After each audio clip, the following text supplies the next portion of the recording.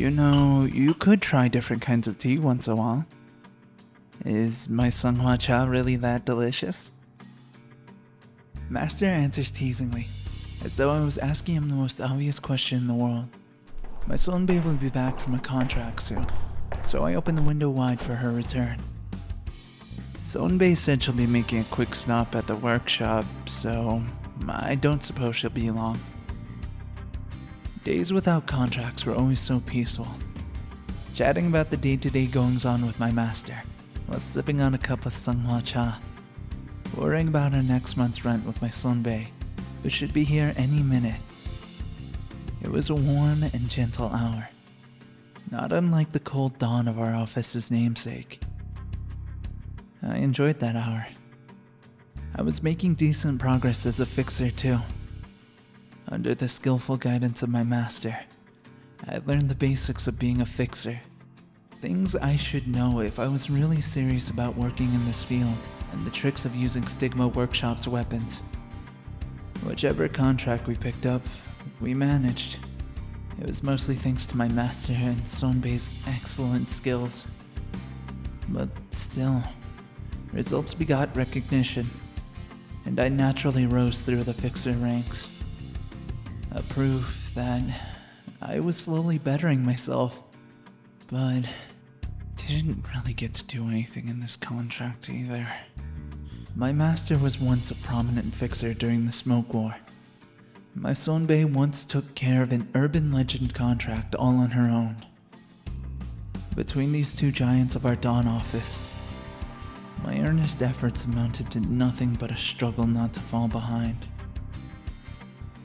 The two of them always assured me that I wasn't useless, that I was helpful, but all that reassurance rang hollow. We got the invitation? It's that urban plague, the library, isn't it? Will I be going with you? Am I even going to be of any help to you two there? My self-doubt grew with no end. And with it, my faith in the two of them did as well. Too much. I guess I won't have to do much more than provide them some basic support. The faith that the two of them had this in the bag, that I wasn't really that necessary. And with such shallow, selfish presumption, I walked into the library. My master, who was so worried about me to the end. My Sonbei, who refused to blame me for anything, nor show any fear in the face of the end. Even fixers of the affiliate office who offered me help. All were vanquished by the library. Each and every one of them turned into a book. Everyone I'd grown so used to always being there for me were gone. I alone survived. I consider if there's any point in me going back in there to fight them. The fabricated heart isn't so bad. No, that can't be. I consider escaping, reporting everything I've seen here to an association, and then asking them for help. That would be the most logical thing to do, right? You're right. No one really understood my true feelings. Fear grips me. It holds me back from moving on. I slowly retreat. Will this path really bring me nothing but suffering? A beautiful voice whispers comfort in my ears with every withdrawing step I take. Then, all of a sudden, I began to wonder if everything I'd ever done was nothing more than self-serving justifications. And with it comes the inkling of an understanding that I will never be able to forge on, so long as I continue protecting and embellishing myself with the shield of others.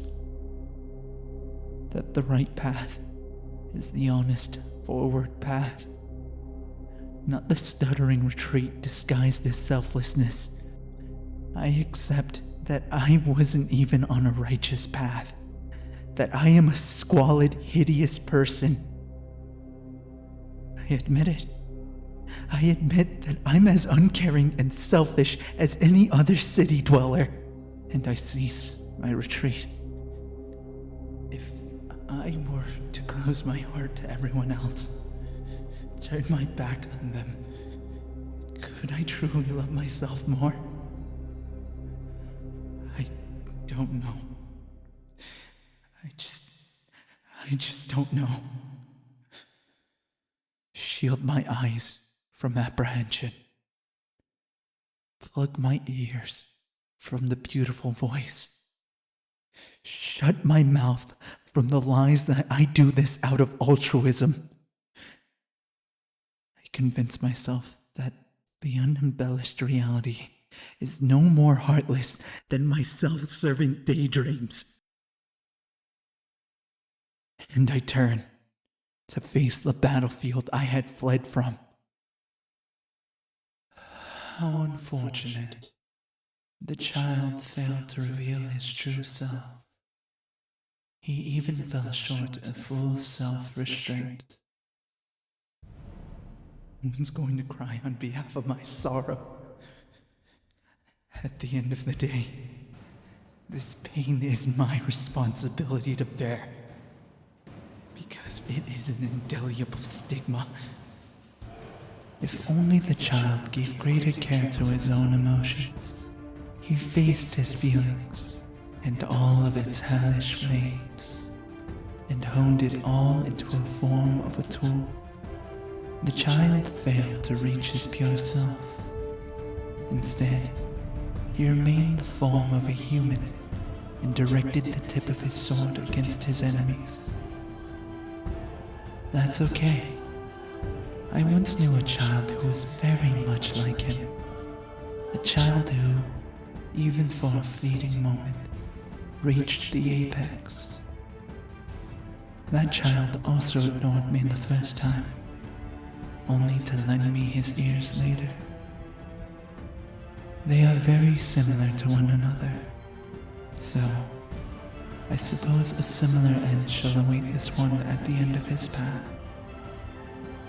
The child will eventually give up on forging onward, and he will retreat once again. You're wrong, Miss Carmen. I'm afraid.